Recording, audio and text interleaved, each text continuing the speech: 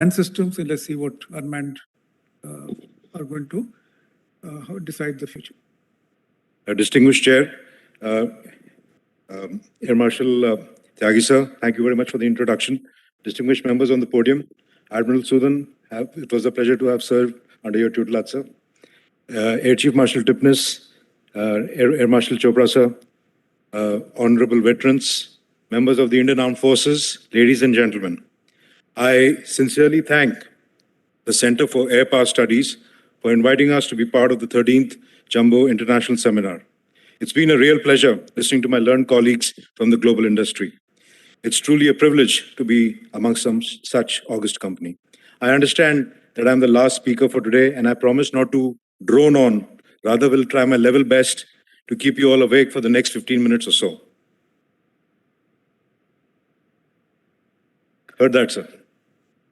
So not very long ago, a very interesting joke was doing the rounds in Indian military circles. And it went something like, what's the national bird of Pakistan? And the answer, obviously, as we all know, was an American drone. This points to a rather well-known fact, and that is the proliferation of UAV technology, which is being touted as the next big thing set to alter future conflict zones, akin to how battleships transformed World War II. Three major thrusts in UAV development include the growth in size of strategic UAVs for better endurance and payload, reduction in size of tactical UAVs, and the weaponization of UAVs to offer lethal capability in combat missions. The role of UAVs in modern warfare has evolved with each successive conflict, from naval gunfire support during the 1991 Gulf War to real-time satellite relay of video over Kosovo in 1999, to attacking mobile Al-Qaeda fighters in Afghanistan in 2002 and 3.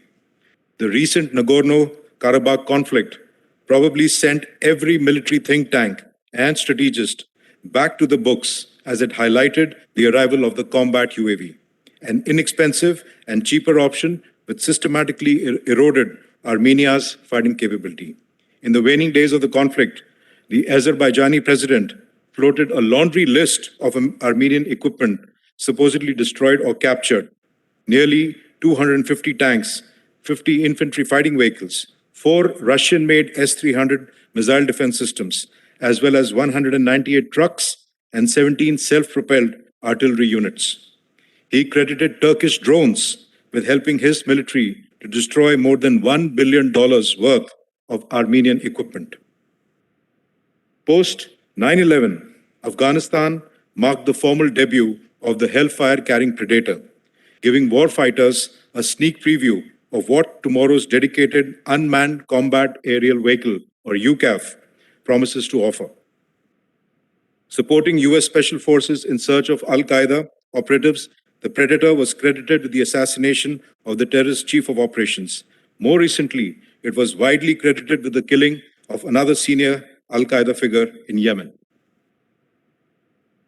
This, gentlemen, is what the Predator B, or the Sky Guardian, looks like today. The Predators provide sustained sensor shooter presence, enabling commanders to have new levels of recognition, tracking, and interdiction of target areas once considered impossible. Equipped with optical sensors and resolutions good enough to read road signs from 4.5 kilometers away, the Predator allows operators to identify and distinguish human targets, to follow them if they were motorized, and to destroy them even if armored. Armed forces worldwide today are beginning to explore the possibilities offered by unmanned systems as both sensors and weapons platforms. The promises of an autonomous, highly survivable, and absolutely fearless UAV with artificial intelligence will usher in a new paradigm in which the ultimate consideration is no longer the value of pilots' lives, but rather the mission and cost-effectiveness of UAVs. UAVs will track the paradigm shift towards a network-centric warfare concept, seamlessly integrating into all three key areas of defense systems, encompassing the sensor, shooter, and command and control network.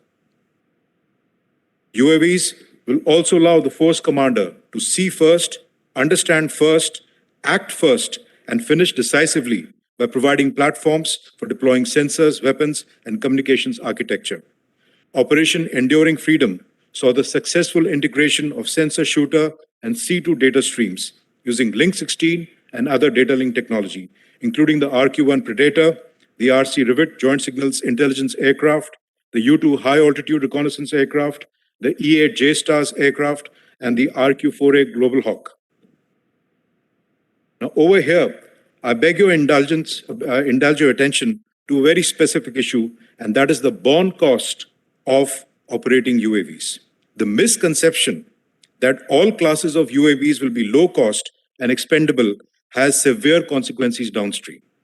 Policymakers in the United States are beginning to re-examine their long history of cancelled UAV developmental programs in light of unrealistic cost expectations. The $260 million Dark Star concept demonstration program is an appropriate example.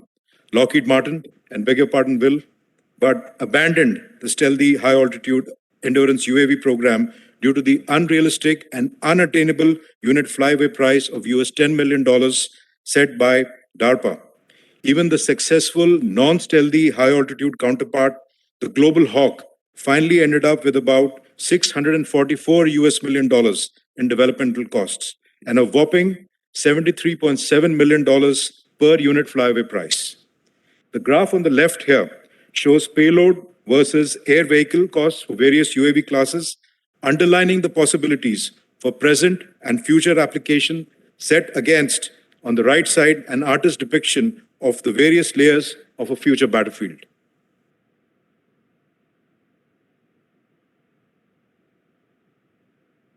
I'm sorry. Yeah. For strategic high-value UAVs to perform as well as manned systems, US policymakers are beginning to acknowledge that unmanned system development programs will have simpler complexity and hence acquisition cost. This shift towards realistic price expectations can be seen in the X-45 UCAV. The Advanced Technology Demonstrator, which has already cost $655 million to date, with significant work on both airframe and payload integration yet to be done. UAVs have traditionally been employed as sensor platforms in intelligence, surveillance, and reconnaissance platforms, target acquisition, battle damage assessment, SIGINT, COMMENT, and ELINT. The advent of light airborne precision weapons, autonomous target acquisition, and recognition technologies will push UAVs towards becoming armed and lethal unmanned platforms. UAVs with the ability to pick out targets and attack autonomously with persistent presence over areas of interest will come of age in the near future, and commanders are already beginning to see them as indispensable weapons of war. So, as the question states, what does the future hold for UAVs? Let's go over each class, commencing with strategic UAVs. Strategic UAVs will grow in size for greater payload capacity, reliability, and endurance. They will be able to remain airborne for days and weeks at a go, providing a truly unblinking eye in the sky. These will include medium altitude or high altitude, as well as lighter than air aerostat vehicles and balloons. DARPA expects to field the diamond-shaped sensor aircraft as flashed as the strategic UAV replacement for the Global Hawk. The sensor craft will employ lightweight composites, swept-wing laminar flow, and aeroelastic wings to reduce maximum takeoff by about 25%, allowing greater endurance, and some predict up to almost 60 hours. Bristling with structurally integrated sensors, the sensor craft will play a critical role in supporting attacks against difficult targets, such as stealthy cruise missiles and mobile missile launchers. Possible payloads include electro-optics, infrared sensors, air and ground-moving target indicators, synthetic aperture radars, as well as SIGINT, early warning, and hyperspectral imagery, providing 360 degrees multi-phenomena collection with the possibility of mono, bi, or multi-static operations. The US Air Force has also publicly stated its renewed interest in leveraging UCAVs through a range of programs led by the Air Force Research Laboratory. One of the most important of these is the Skyborg Artificial Intelligence System, which is capable of piloting UCAVs fully autonomously, even if it is usually represented as operating in tandem with crewed fighter aircraft. Skyborg is open architecture, so that new complex autonomous behaviors can be gradually added. A Skyborg directed UCAV will not do anything a fighter aircraft, a manned fighter aircraft cannot do. However, it will do it more quickly thanks to its ability to process and exploit the enormous amount of information provided by advanced combat aircraft sensors, and in particular, the information received from other platforms and sensors of the network of which the UCAV forms part. The concept of loyal wingman, used to denote teamwork between manned and unmanned combat aircraft, is also gradually gaining acceptance. The US Air Force is already trialing the concept with XQ-58 Alpha Valkyrie on the bottom left, as is the Royal Australian Air Force through a similar program developed with Boeing. The concept is also part of the two European sixth-generation systems, the Tempest and the FCAS. The aim is for manned aircraft or platforms to be accompanied on different missions by one or more UAVs or UCAVs, which would act as force multipliers to increase the range and the number of sensors and weapon systems. Associated with the loyal wingman is also the concept of low-cost, single-flight accompanying drones. Now, this blurs the borderline between UCAVs and intelligent munition, such as the US Air Force's Golden Horde swarming munitions program, as depicted on the left, top left. In turn, this concept complements DARPA's flying missile rail concept, whereby a manned host aircraft would launch various UCAVs, each of which carries intelligent munitions and missiles, thus considerably extending both range and tactical flexibility. In January 2021, DARPA contracted several companies, US companies, to commence design work on the Longshot program to develop a fighter-launched stealth drone capable of firing long-range air-to-air missiles. Experiments are also underway with UCAVs that operate semi-autonomously in swarms, receiving instructions remotely from a human operator midway through a mission. DARPA has also been developing its Collaborative Operations in Denied Environment, or CODE, which allows a team of UCAVs to seek out and attack targets according to parameters determined by human controllers. Although in principle they would require authorization to attack, they could also do this completely automatically. Another innovation is the DARPA's Air Combat Evolution Program, which is to develop artificial intelligence for close air-to-air combat. Alpha dogfight trials held as part of ACE, including one in late 2020, when an artificial agent defeated a highly experienced pilot 5-0 in F-16 simulated dogfights. Going on to tactical UAVs, these will evolve towards more multi-role, multi-mission platforms. As UAV technology matures, we see that UAVs become increasingly cost-effective as they adopt more missions per platform. They either have to grow smaller or be able to satisfy a greater number of missions and roles. Besides current applications in reconnaissance, surveillance, and target acquisition, the tactical UAV mission set could be expanded to include target designation, strike, chemical biodetection, mine countermeasures, theater air missile defense, electronic warfare, and information warfare. Going on to micro UAVs, they have significant military and law enforcement utilities because they are less detectable, cheap to produce, truly expendable, and can be organic to smaller units such as special task forces, groups, and companies, providing over-the-hill and urban area reconnaissance at reduced signature without risk to the personnel. MAVs take the other path towards cost effectiveness. They are growing smaller and smaller. Advantages in payload miniaturization continue relentlessly with integrated micro electromechanical systems, reducing payload sizes to that of the average silicon chip. While the performance of such sensors may not be as impressive as their larger counterparts, their small size, weight, and power requirements make for deployment on increasingly smaller vehicles, allowing close-up surveillance. Going on to VTOL UAVs, the experience with VTOL UAVs has been rather dismal over the past 10 to 15 years. Technology challenges and cost overruns have led to repeated cancellation of developmental programs, and the casualty list includes the CMOS and the CL327.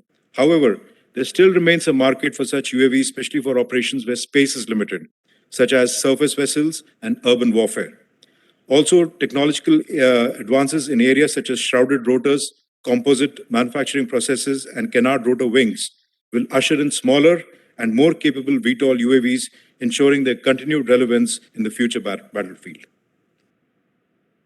Now, let's see some technology drivers which are bringing new capabilities and functionalities to UAVs to the point where they can be feasible, cost-effective alternatives to their manned counterparts in an ever-increasing number of mission sets. Exponentially increasing signal processing speeds will enable greater levels of autonomy, resulting ultimately in hands-free UAVs that could accomplish entire missions without man-in-the-loop intervention if necessary. High data rate, wideband, low probability of interception, secure, all-weather data links are needed for responsive C3 battle management. UAVs must be networked with other manned aircraft, UCAVs, off-board sensors, and ground stations for overall battle management in order to develop a single integrated air picture. The weapon systems for UAVs are also undergoing a sea change, with advanced seekers, smaller munitions coming of age. On the top left of the slide is picturized the small diameter bomb. I'll just take 3 minutes more, sir. A small diameter bomb, which is of particular interest to the Indian Armed Forces, and they are probably going to get it very soon. A 114 kg weapon with the destructive power of a 907 kg conventional bomb, able to penetrate 1.5 meters of concrete to destroy buried command posts and hardened shelters. Directed energy weapons. Within a decade, weaponized UAVs and UCAVs are also expected to deploy high-powered microwave weapon systems. Passive and low signature sensors with LPI, including the level of survivability for UAVs, which needs to be strictly defined as specific levels of attrition, beyond which performance and cost cannot be traded. With regard to propulsion, no longer limited by human physiology, the UAV propulsion and airframe can now be designed beyond the 10G regime to the theoretical limit of 20G, where current turbines go out of round due to centrifugal forces. Greater speeds and higher maneuverability translates to greater survivability. Hypersonic UAVs may also be contemplated. Besides having a higher thrust-to-weight ratio and reduced aerodynamic drag, they do not need the pressurization and temperature shielding required to accommodate human beings. Future ground control stations also possess the capability to control multiple and different UAVs. On the other hand, peacetime training requirements will significantly shape future UAV developments. To address safety concerns of operating in civilian airspace, UAV systems will have to become more reliable, with no small impact on system cost. Airworthiness certification issues will also have to be comprehensively tackled. And finally, we come to counter-UAV technology. What constitutes an adequate defense against swarms of fearless UAVs? So therefore, we are looking at developments in electronic countermeasures, information warfare, high-power microwaves, and faster platforms. In conclusion, nations have to carefully study and redefine the value of human operators, where and how much to do away with humans, bearing in mind the cost to the economy at large. At the same time, unmanned systems have to evolve such that they can perform as well, if not better than, current manned systems in order to gain the confidence of military commanders. Today, continued advances in unmanned systems technology are pushing the envelope in terms of performance, propelling UAVs into greater variety of missions and applications to be true force multipliers. UAVs are evolving rapidly to emerge as indispensable weapons of war. In order to stay ahead in the future unmanned battlefield, strategic technological areas must be identified early and built up as the technology matures. Otherwise, developments in UAV and unmanned technologies may outpace both our capacity to assimilate them and the ability to formulate coherent and effective warfighting strategies. I leave you with this thought. With that, I've come to the end of my presentation. Would be glad to take questions if there are any. Thank you very much.